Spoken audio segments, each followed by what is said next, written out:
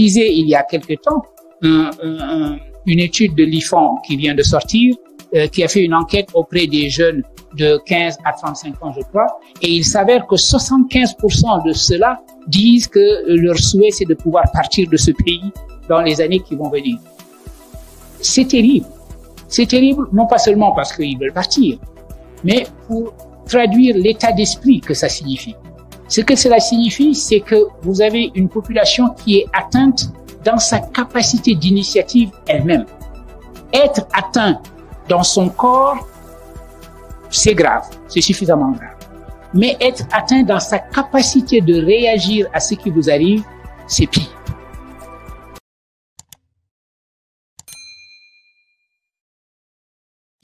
Quelle est la situation de l'Afrique si nous la décrivons de manière générale, à grands traits, évidemment, ce sera un peu simpliste, mais vous comprenez bien que sur un continent de 54 États,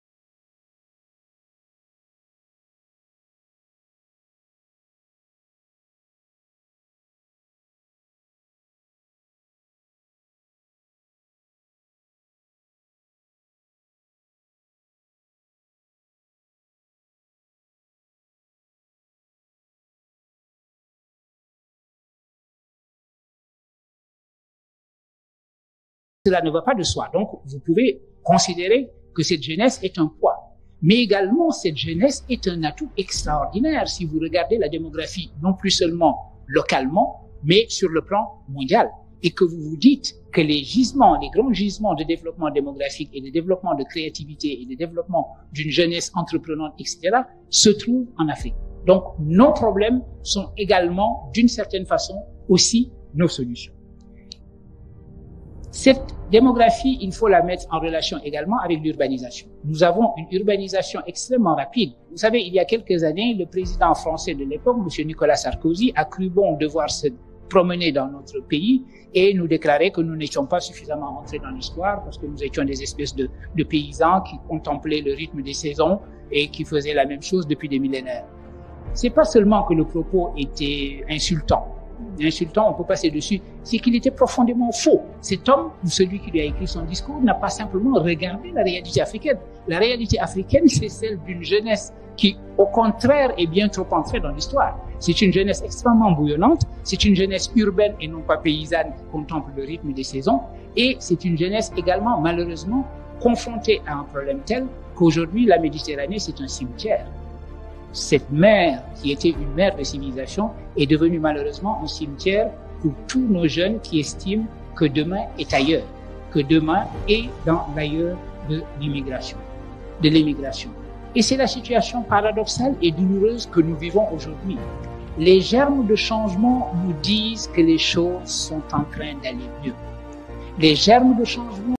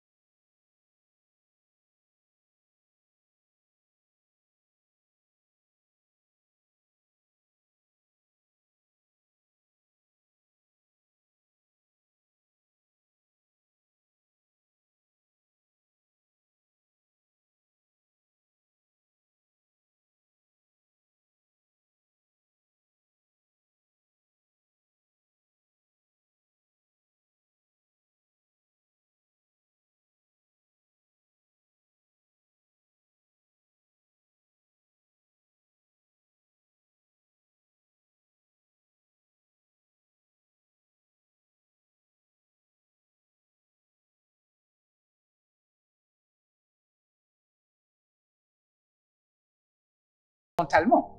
Vous n'avez pas de complémentarité économique entre vous et la Côte d'Ivoire qui ferait, par exemple, que l'intégration avec la Côte d'Ivoire marcherait bien. Au contraire, vous êtes tous intégrés au même centre qui était la France, qui faisait que la France nous spécialisait, nous, dans l'arachide, spécialisait le Vietnam, l'Indochine dans le riz, faisait que nous achetions le riz indo-chinois et nous leur vendions notre huile d'arachide, ce qui fait qu'on a transformé même nos habitudes alimentaires. Aujourd'hui, les Sénégalais pensent que c'est leur culture de manger du riz, alors que c'est une fabrication du colonialisme. C'était pas notre culture du tout. C'est tout à fait récent que notre culture soit le riz.